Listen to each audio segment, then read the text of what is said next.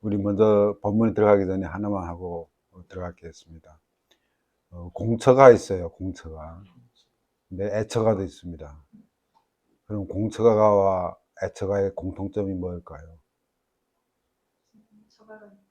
아멘. 맞습니다. 예, 처가가 있다. 예. 아이, 썰렁하네. 바로 맞히니까 썰렁하네.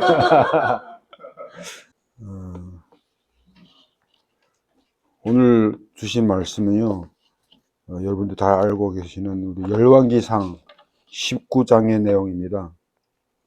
열왕기상 19장 1절에서 8절까지 말씀입니다. 우리 교독하겠습니다. 제가 1절 읽겠습니다. 열왕기상 19장 1절 하나님의 말씀을 선포합니다. 아합이 엘리야의 무릇 행한 일과 그가 어떻게 모든 선지자를 칼로 죽인 것을 이세벨에게 고하니 이세벨이 엘리야에게 보내어 이르되 내가 내일 이맘때에는 반드시 내 생명을 저 사람을 중 한 사람의 생명과 같게 하리라. 그렇게 하지 아니하면 신들이 내게 벌 위에 벌을 내림이 마땅하리라 하시라. 저가 이 행편을 보고 일어나 그 생명을 위하여 도망하여 유다에 속한 브엘세바에 이르러 자기의 사환을 그곳에 머물게 하고 자기 자신은 광야로 들어가 하루빛을 가서 한 고향나무 아래에 앉아서 자기가 죽기를 원하여 이르되 여호와여 넉넉하오니 지금 내 생명을 거두시옵소서. 나는 내 조상들보다 낫지 못하나이다 하고 로뎀나무 아래 누워 자더니 천사가 어루만지며 이르되 일어나서 먹으라 하는지라. 먼저 머리맡에 숲에 좋은 떡과 한 병 물이 있더라. 이에 먹고 마시고 다시 누웠더니 여호와의 사자가 또다시 와서 어루만지며 이르되 일어나서 먹으라 네가 길을 이기지 못할까 하노라 하는지라. 같이 읽습니다. 이에 일어나 먹고 마시고 그 식물의 힘을 의지하여 40주 40야를 행하여 하나님의 산 호렙에 이르니라. 아멘. 아멘. 기도하겠습니다. 하나님, 정한 시간 정한 장소에서 드리는 이 예배를 받아 주옵소서. 하나님의 은사와 부르심에는 후회하심이 없느니라고 하셨습니다. 하나님이 저희들을 불러 모아 두심이 후회 없음을 저희들은 믿습니다. 주여, 이 시간 말씀을 나눕니다. 성령님께서 말씀을 조명하여 주시고 아버지, 우리에게도 엘리야에게 나타났던 그 어루만지며 셈을 주셨던 그 천사들의 어루만짐을 경험하는 시간 되게 하여 주옵소서. 감사드리며 예수님의 이름으로 간절히 기도했습니다. 아멘. 본문은 너무나도 여러분이 잘 아시는 말씀입니다. 제가 오늘 여러분 성경을 많이 읽겠지만 저도 이 성경을 읽으면서 정말 열왕기상 17장, 18장, 19장 내용을 보면서 정말 익사이팅하고 이런 하나님 내가 믿겠다는 이런 고백을 했던 적이 있습니다. 성경에서 가장 극적이고 가장 드라마틱한 장면을 뽑으라면 신약 성경에 예수님이 십자가에 죽으심과 부활 사건입니다. 이건 성경에서 가장 드라마틱하고 정말 그 감동 주는 장면이죠. 죽음과 절망과 슬픔이 변하여 부활과 소망과 기쁨과 환희가 넘치는 그런 사건입니다. 그 다음에 뽑으라면 저는 이 열왕기상 가장 성경에서 가장 드라마틱한 장면을 뽑으라면 열왕기상 17, 18장을 뽑을 수가 있습니다. 17장에 기록된 내용을 보면 어떤 내용이 있습니까? 까마귀를 먹여서 하나님 까마귀를 통하여서 엘리야를 먹이는 사건. 그 다음에 살과 과부가 마지막 떡 한 조각을 엘리야에게 드리고 죽겠다고 할 때 엘리야를 통하여서 하나님께서 그 떡과 병을 떡이 가루가 다하지 아니하고 병이 물이 다하지 않는 사건. 그리고 그 과부의 죽은 아들을 살리신 사건. 과부의 아들이 죽었을 때 그 몸에 3번 엎드리잖아요. 3번 엎드려서 3번 살리는 사건. 그 사건을 통해서 과부가 고백합니다. 과연 당신은 하나님의 사람인 줄 내가 이제야 알았나이다. 그리고 18장에 제일 클라이막스가 하면 갈멜산 사건. 예, 갈멜산에서 엘리야 선지자 한 사람이 850명 바알 선지자와 괴로워서 싸워서 이기는 이야기가 있습니다. 우리는 18장에서는 엘리야의 담대함과 승리와 기쁨과 자신감에 넘치던 엘리야를 우리가 알 수가 있습니다. 18장까지 17, 18장에서는 담대하고 강하고 하나님 기적을 베푸시고, 예, 정말 이런 자신감이 넘치던 엘리야를 우리가 볼 수 있는데, 19장에 들어와서는 갑자기 19장에서는 대조적으로 엘리야가 절망과 침체와 탈진에 빠져 있는 장면을 금방 우리가 함께 읽었습니다. 엘리야의 갈멜산은 인간 승리 최고봉을 상징합니다. 우리 승리 최고봉을 상징합니다. 엘리야의 기도로 하늘에서 불이 내려서 재물을 태웁니다. 엘리야 한 사람이 850명과 괴로 승리합니다. 850명 선지자를 거짓 선지자들 다 처단합니다. 엘리야의 명성이 그때 당시 얼마나 컸겠습니까? 온 나라에 엘리야의 명성이 퍼졌습니다. 엘리야는 과연 위대한 하나님 종이다. 위대한 종이다. 이 시대에 하나님이 사람이다.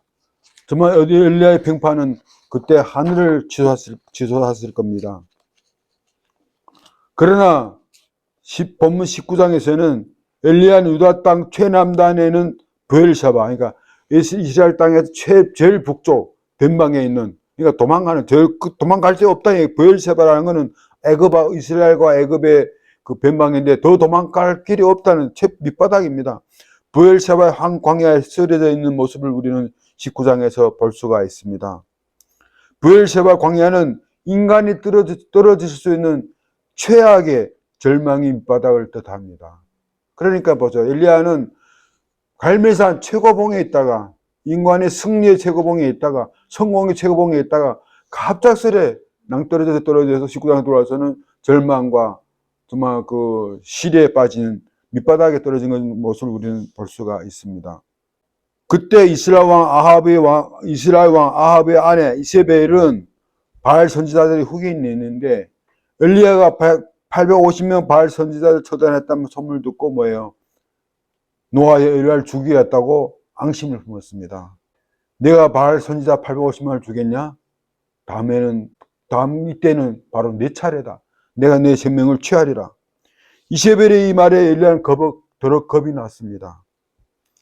한결같이 하나님만 의지했으면 이런 일이 없었겠는데, 그때는 하나님보다 하나님의 소리보다 사람의 소리가 크게 들렸습니다.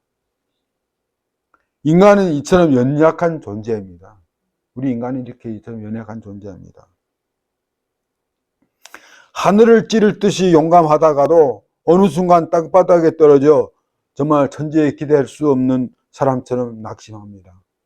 우리의 믿음도 그렇잖아요. 은혜 받고 충만했을 때는 막 기쁘고 이러다가도 또 어느 순간에 뚝 떨어져서는 낙심하고 한숨 쉬고 포기하고 싶을 때가 있지 않습니까? 올라락 내리막이 있다는 겁니다. 오늘 본문의 19장 1절에 벌써 8절 내용을 바로 그런 내용입니다. 엘리야가 좌절에 빠지고 시리에 빠지고 실패감, 정말 인생의 밑바닥, 브엘샤바 밑바닥에 가서 한숨 쉬면서 주여 넉넉하오니 나를 죽여주십시오. 죽는 것이 낫겠습니다. 혹시 여러분의 인생에서도 엘리야와 같은 이런 경험을 했을 수가 있습니다. 누구나 다 브엘샤바, 우리 인생에 갈멜산이 있는가 하면 우리 인생에는 브엘샤바가 다 있습니다. 오늘 본문을 천천히 읽으면서 제가 함께 은혜를 나누겠습니다. 제가 1절 읽겠습니다. 여러분 눈으로 보십시오. 아합이 엘리야의 무릇 행한 일과 그가 어떻게 선지자를 칼로 죽인 것을 이세벨에게 고하니, 아합 왕이 아내 이세벨에게 엘리야가 바알 선지자 850명을 죽였다고 일러 바칩니다. 이 말에 이세벨은 다음과 같이 말합니다. 제 2절 읽겠습니다. 이세벨이 사자를 엘리야에게 보내 가로되 내가 내 이맘때에 정녕 내 생명을 저 사람들 중 한 사람이 생명 갖게 하리라. 아니하면 신들이 내게 벌 위에 벌을 내림이 마땅한지라. 이세벨은 앙심을 품고 엘리야를 죽이러 갑니다. 이 말에 엘리야는 더욱 겁이 납니다. 엘리야 최후의 행동은 갈멜산에서 보여준 담대함이 아니었습니다. 3절 보면 저가 이 행편을 보고 일어나 그 생명을 위하여 도망하여 유다에 속한 브엘세바에 이르러 자기의 사원을 거기에 머물게 하고, 엘리야는 이 이세벨의 앙심품을 죽이겠다는 말을 듣고 도망자가 됐어요. 도망하여 브엘세바에 도망합니다. 아무도 찾을 수 없는 광야 한 로드나무에 앉아서 죽기를 기도하고 있습니다.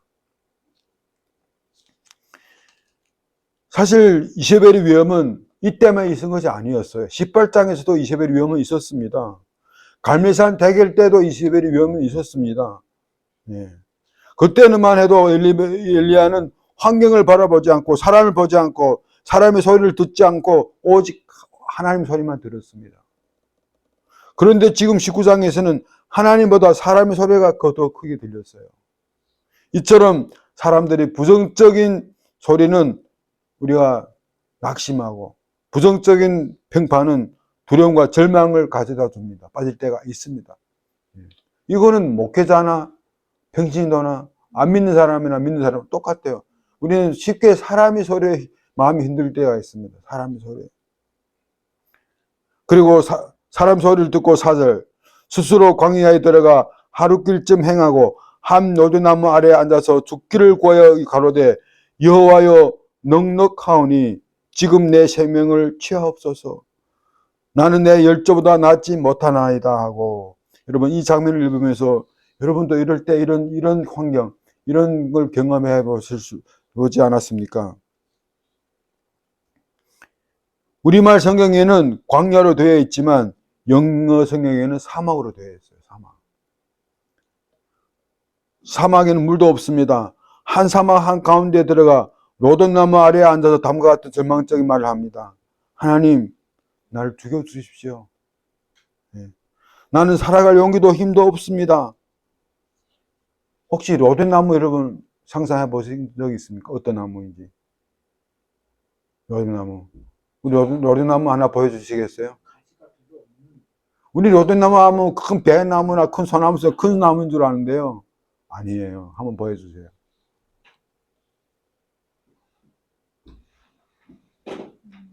이게 로돈나무예요. 두 번째, 이런 게 로돈나무입니다.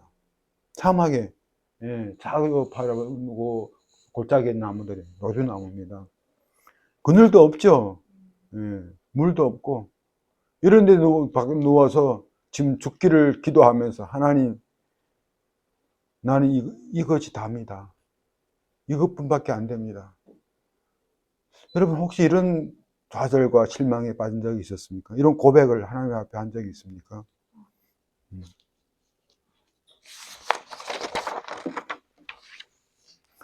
나는 희망도 없고 미래도 없고 차라리 죽는 것이 낫겠다. 그러다가 잠이 들었습니다.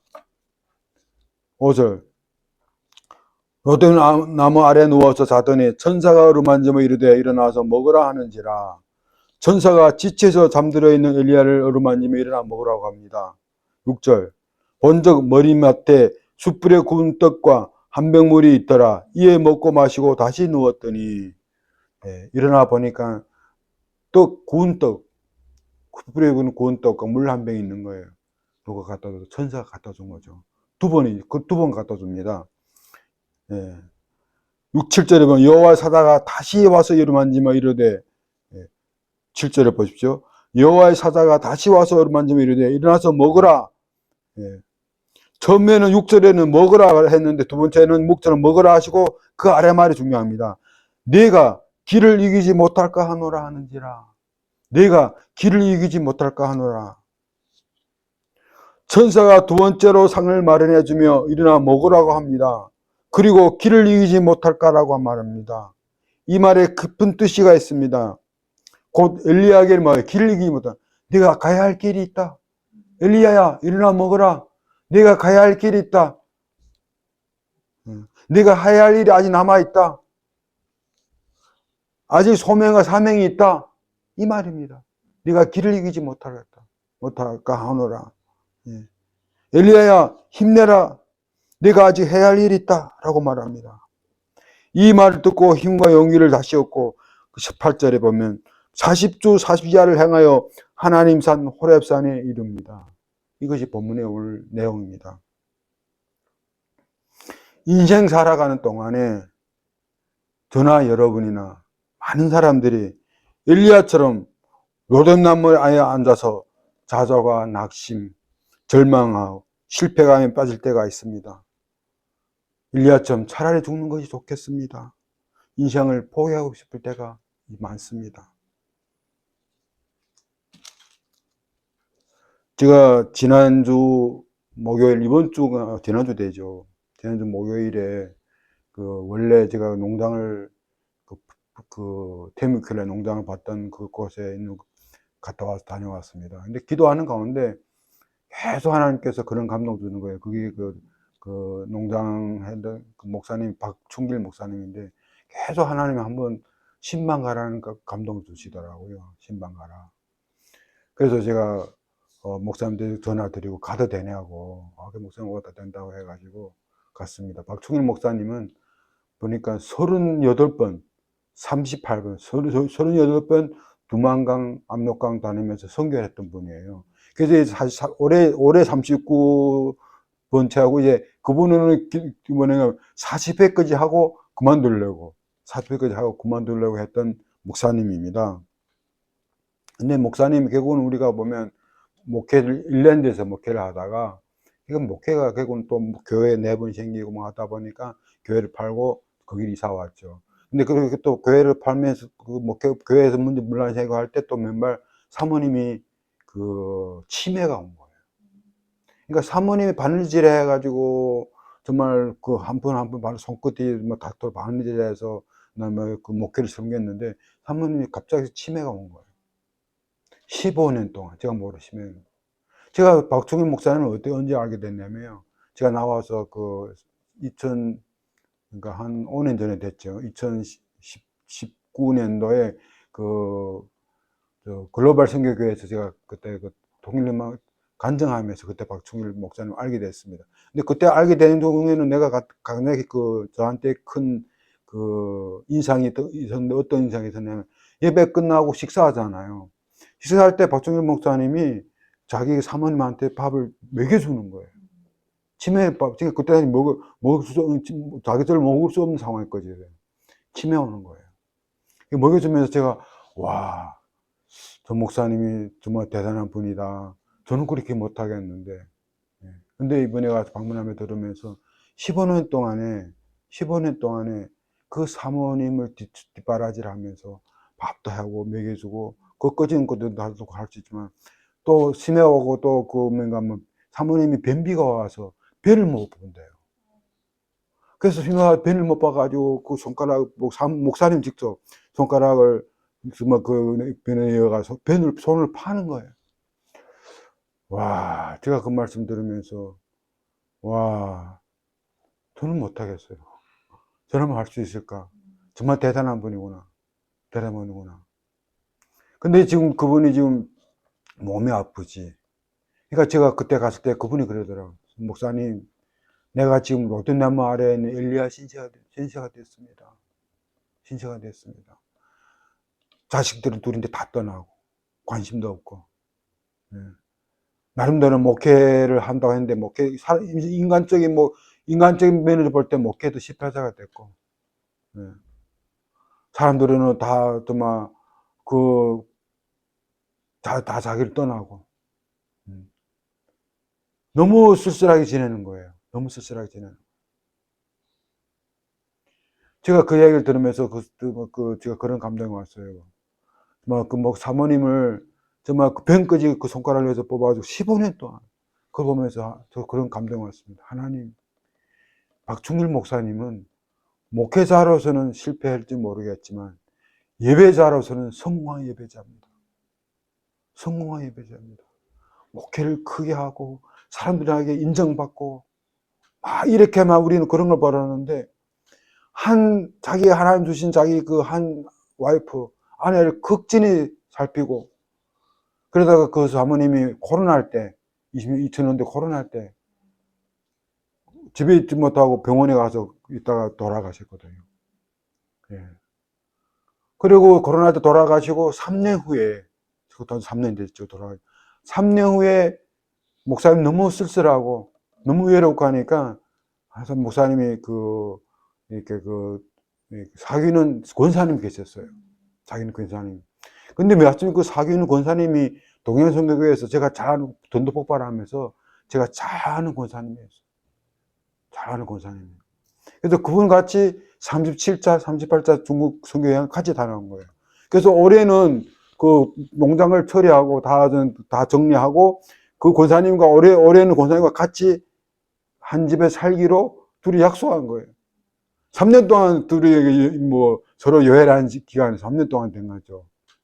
그래서 올해는 농장을 계획하고 같이 뭐 로에나 밭도 좋고 어쨌든 같이 합하기로 약속하고 지금 왔는데 지난 한 2달 전인가 권사님이 갑자기 세상 뜨셨어요. 그것도 선교를 다 갔다 왔어. 멕시코 선교를 가서. 와, 목사님 너무 낙심하는 거예요. 아니, 그 사모님이 그렇게 15년 동안 시발하면서 얼마나 힘들겠습니까? 남들 앞에서는 남들 앞에서 떳떳하게 내가 목회자로서 떳떳하게 나서지도 못하고. 그렇다고 딸이 또 뭐 그렇게 잘해주는 것도 아니고. 아들은 한국말도 모르더라고요. 제가 딱 한 번 봤어요. 한 번 하고 카풀에 그 집에서 나가서 뭐 혼자 살고 있는데. 그러니까 정말 그걸 보면서 그 두 번째 권사님이 소천하신 다음에 더 낙심된 거예요. 좌절하고, 실에 빠지고. 하나님, 난 이것뿐입니까? 이것뿐입니까? 하나님, 나를 죽여주십시오. 이런 기도까지, 엘리야 이런 기도까지 하지 않았겠습니까? 저는 듣지는 못했지만. 지금 요즘 날씨 춥잖아요. 그 큰 집에 혼자서 추우는데, 와, 저는 그 쓸쓸한 모습을 보면서, 와, 하나님, 이 목사님을 불쌍히 여겨 주십시오. 불쌍히 여겨 주십시오. 그러면서 저는 그런 겁니다. 하나님, 우리 정말 박 목사님은 세상에서 목회자로서는 실패한 목회자인지 모르지만 예배자로서는 그 누구보다도 성공한 예배자입니다. 성공한 예배자입니다.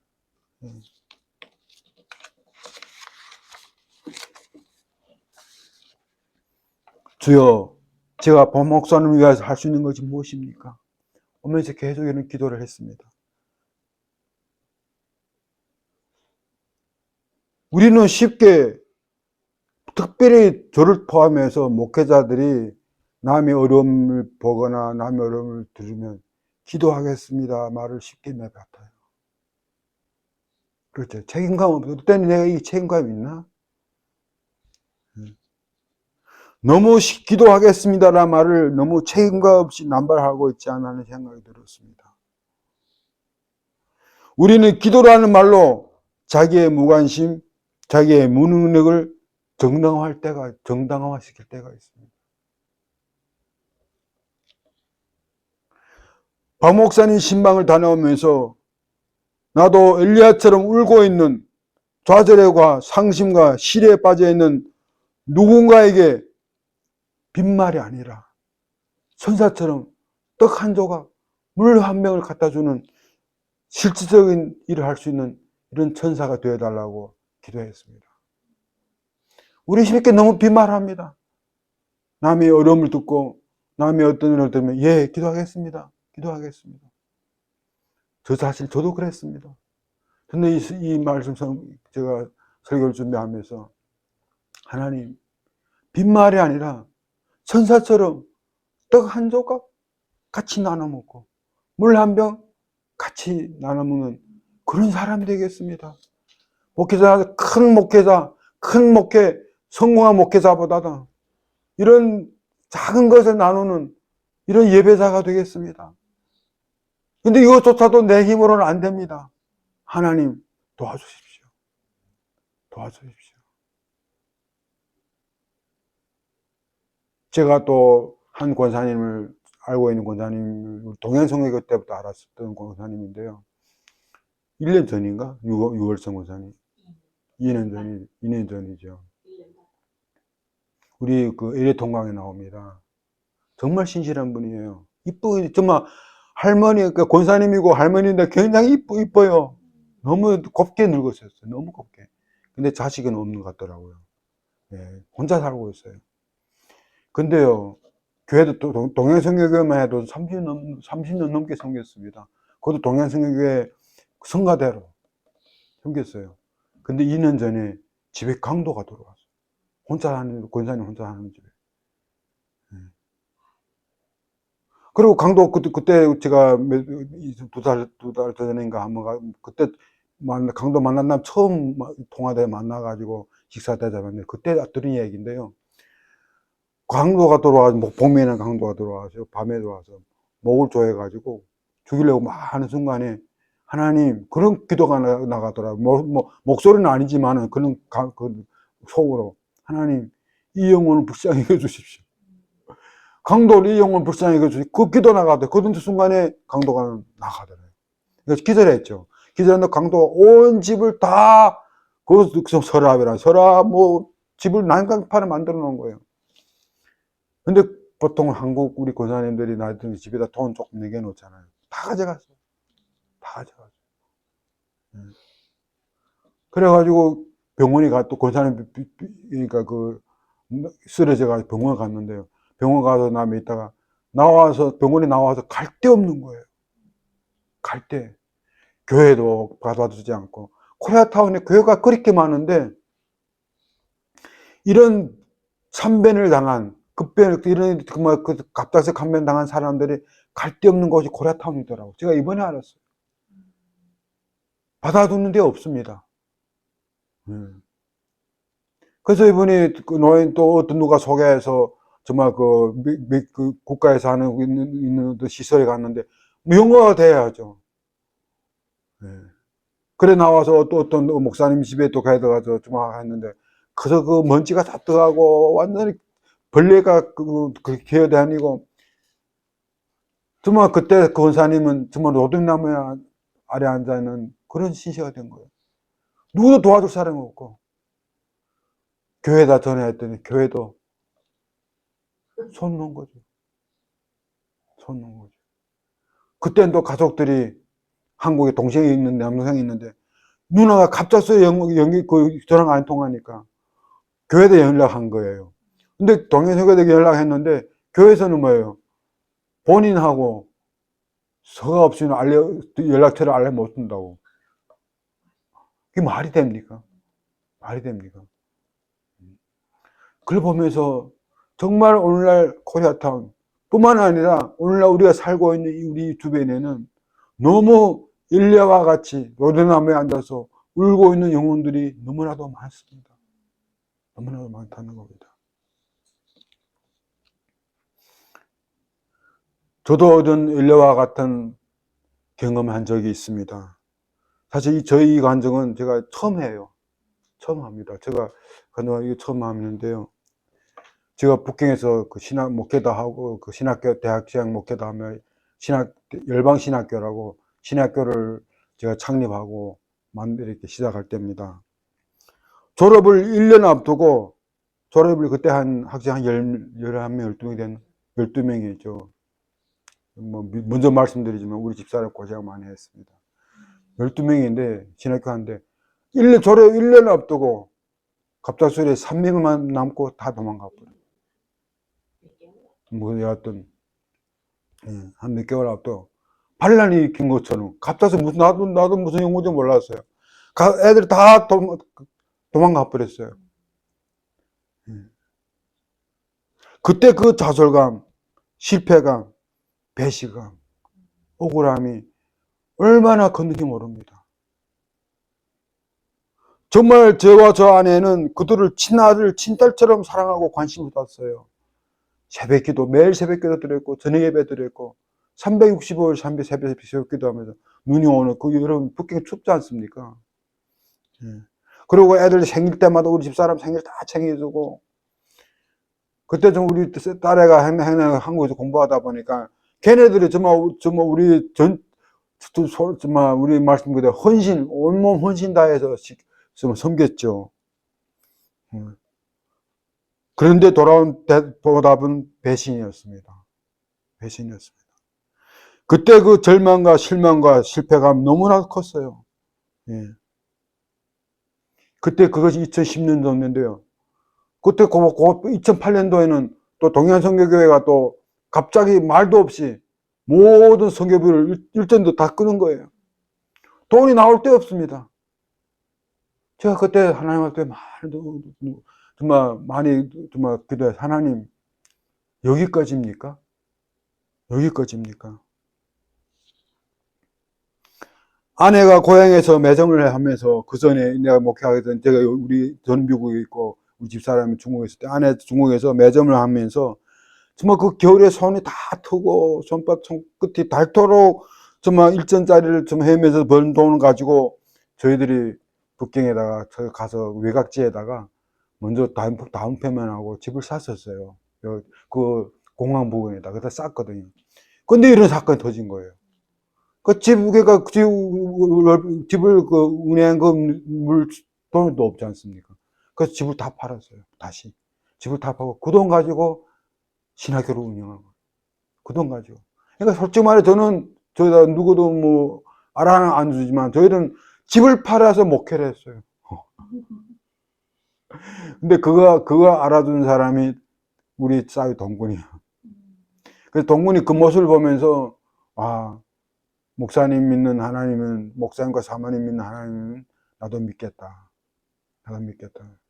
아마 이 간증은 오늘 제가 처음 합니다. 누가 앞에서도 안 해요. 우리 집을 팔아서 신학교를 운영했습니다. 그 시기 아무 원망의 말도 없이 열심히 사역을 돕고 있는 정말 아내 보기에 제가 민망스러웠어요. 내가 사명이라는 명분으로 그렇죠. 우리가 쉽게 그래 사명이라는 명분으로 하나님의 복음을 전파한다는 명분으로 하나님의 이름으로 자기를 너무 정당화시킬 때가 있지 않나. 나를 너무 정당화시킬 때가 있지 않나. 하나님의 이름으로 아내를 너무 가족과 아내를 너무 고생시키지 않나. 여러분 이것이 어찌 보면 십계명 제3계명을 어기는 겁니다. 하나님의 이름을 막는 데에 부르는 겁니다. 혹시 내가 하나님의 이름 막는 데 부르는 것이 아닌가. 그때 제가 하나님 앞에 많이 묻는 기도를 많이 했습니다. 하나님, 과연 나를 부르셨습니까? 제가 북한 감옥에서는 뭘 따졌냐면, 하나님, 왜 하필 납니까? 왜 하필 납니까? 했는데, 이때는 제가 하나님, 과연 나를 부르셨습니까? 부르셨습니까? 그런 기도를 많이 했습니다. 근데 그때 부르면서, 제가 하나님, 과연 나를 부르셨습니까? 할 때, 하나님 주신 말씀이 있었어요. 그때 로마서 11장 29절에, 하나님의 은사와 부르시면은 후회하심이 없느니라. 후회하심이 없느니라. 저는 제가 하나님 나를 부르셨습니까? 이렇게 할 때마다 하나님 그 부르심의 그 간증, 부르심의 그 사건, 좀 영원히 잊을 수가 없어요. 그 어떤 사건이, 어떤 간증이냐면요. 저는 신학교를 2004년도에 졸업하고 2001년 동안 동양성교회에서 인턴으로 전도사를 했습니다.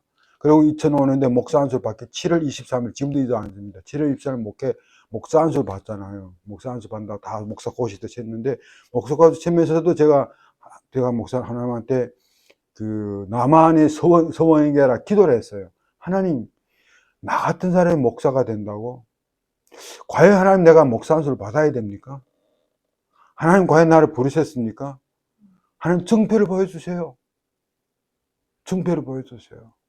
하나님 나를 목사로 부르셨다는 그런 증표를 보여주면 내가 목사를 받겠습니다. 그런 기도를 했어요. 그래서 이런 증표를 보여 안 주면 나는 도망갑니다. 근데 언젠가는 한번 이 간증을 했었을 거예요. 난 도망갑니다. 2달 됐어요. 2달, 목사 고시할 때부터 2달 전부터 했죠. 2달 하고, 한 달 남았어요. 뭐, 아무런 소식 없어요. 아무런 소식 없어요. 근데 일주일 남았어요. 아무런 소식 없어요. 그래서, 과연 내가 목사 안수를 그만두고 도망가야 되나. 그때 뉴욕 친구가 있어가지고 뉴욕 간다고. 좀 뉴욕 또 오라고. 그래서 뉴욕 도망가야 되나. 아무도 모르게 도망가야지 했는데. 그래서 그래 일주일 되니까 마음이 다 조급해지더라고요. 그래가 제가 기도원을 갔습니다. 한 일주일 금식해야지. 기도원 갔는데 3일 기도하니까 3일 금식 기도하니까 더 못하겠더라고요. 와, 힘들어요. 근데 그때 그 7월 달에는 얼마나 덥습니까? 예. 기도원도 없죠. 그 더워서 혼자서 사역을 보고 혼자서 찬송가를 부르고 있는데 갑자기 잠이 들었어요. 아까 엘리야처럼 잠이 든 거죠. 근데 잠이 드는데 밤에 우리 고향에 그 옛날에 그 외양간 아십니까, 목사님? 외양간. 근데 한국에는 개개인 집에 외양간이 있잖아요. 근데 우리 중국에는 그때는 그 집체, 그러니까 단체죠. 그 공동체 생활하다 보니까 사람들도 공동체 생활을 하겠지만 소들도 다 공동체를 그 큰 외양간을 지었고 몇십 마리를 쭉 이렇게 같이 하는 거예요. 근데 그 큰 그 우리는 우사라죠. 우사. 우사가 불이 난 거예요. 불이 나가지고, 불이야, 소리 치고 깨난 거예요. 그래, 불이야, 이상하다. 이게 또 불이 무슨, 그때 같은 경우는 불인 걸 모르고, 한 3일 되고 4일째 되니까 아무 응답 없으니까 나 응답 없는 줄 알고 내려가서 마지막으로 새벽 기도하고 어떤 떠나야지. 예. 근데 제가 그때 당시 기도가 무슨 기도였냐면, 하나님 나를 부르셨다면, 목사 가운을 하나님의 방법으로 나한테 주세요. 그런 소원했어요. 그게 증표를 얘기했습니다. 하나님 내가 사실 그때 목사 가운 한 300불 하더라고요. 300불 돈도 없지만, 근데 그건 뭐 돈 없어서 못 사는 게 아니라, 감히 하나님 앞에 그런 기도한 거예요. 하나님, 내가 하나님과 말합니다. 이거는 목사 가운을 하나님 방법으로 나한테 선물 주시면 나는 목사가 하나님이 주신 그 부르심을 알고 목사 안수 받고, 그렇지 않으면 난 도망갑니다. 근데 목사 가운이 누가 주겠다는 사람도 없고 아무것도 없잖아요. 하나님과 얘기했으니까. 그 마지막 하루 남았어요. 그래서 다음 날에는 내가 이제 금요일 날 됐죠. 토요일 날 보면 금요일 아침에 하나님 오늘 아침까지 아니면 나는 도망갑니다. 그리고 새벽 기도 나가서 막 기도하고 찬양하고 뭐 말씀 듣기겠어요. 다 갔어요. 권사님 불 끄고 권사님 한두 명이 앉아서 이렇게 기도하고. 그러면 하다 잠든 거예요. 기도하다 또 잠들었어요. 예. 그래서 잠드는데 이번에는 꿈이 아닙니다. 잠들었는데 한자에서 없는 누군가 어깨를 툭 치는 거예요. 툭툭 가서 이렇게 치다 보니까 우리 교회 그 황재룡 목사님이라고 임동선 목사님 처남이에요. 부목사님 계시는 거예요. 그분이 어깨를 치면서 나보고 김전도사님 내가 목사 가운을 준비했습니다. 와, 제가 그 말에 듣고서 눈물이 팍 쏟아지는 거예요. 그러니까 그 목사님은 자기 말에 감동돼서 운 줄 알고 괜찮아 이러는 거예요. 근데 저는 그게 아니고 하나님과 소원했는데 누가도 말도 안 했는데 누가도 하나님과 간증했는데 하나님과 정말 이렇게 해달라 했는데 그게 하나님이 그거 들으니까 내가 눈물이 정말 콧물 되게 오고 눈물 나는 거예요. 하나님 제가 죄송합니다. 제가 잘못했습니다. 제가 목사 안수 받겠습니다. 저는 항상 하나님 나를 부르셨습니까 할 때마다 이 간증, 이 사건, 그때 그 상황, 사건을 다시 내 마음에 리마인드 하면서 새 힘을 얻습니다.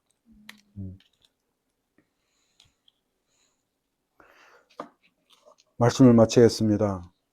우리가 하나님 일을 하다가도, 직장 일을 하다가도, 가정 일을 하다가도 좌절하고, 상실하고, 낙심하고, 포기하고, 죽고 싶을 때가 있습니다. 겉으로는 목사이고, 장로이고, 권사이고, 집사인데, 속으로는 우린 다 연약한 존재들입니다. 연약한 존재들입니다.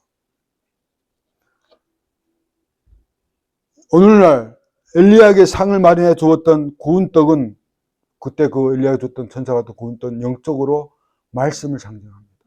구운 떡은 영적으로 말씀을 상징합니다. 한 병의 물은 영적으로 성령을 상징합니다. 그 한 병의 물은 엘리야는 영적으로 그 말씀을 의지하고 말씀을 세임을 얻고 성령의 위로함을 받았습니다. 성령 위로함. 여러분, 지금 엘리야와 같은 역경입니까? 인생의 로든 나무 아래 앉아서 홀로 아무도 모르고 울고 계십니까? 엘리야에게 세임을 주었던 말씀의 능력을 붙잡으십시오. 말씀 능력을 붙잡아야 됩니다. 엘리야에게 희망과 위로를 주었던 성령님을 붙잡으십시오. 위로한 성령님 붙잡으십시오. 마지막으로 8절, 19장 8절 함께 같이 다시 읽겠습니다.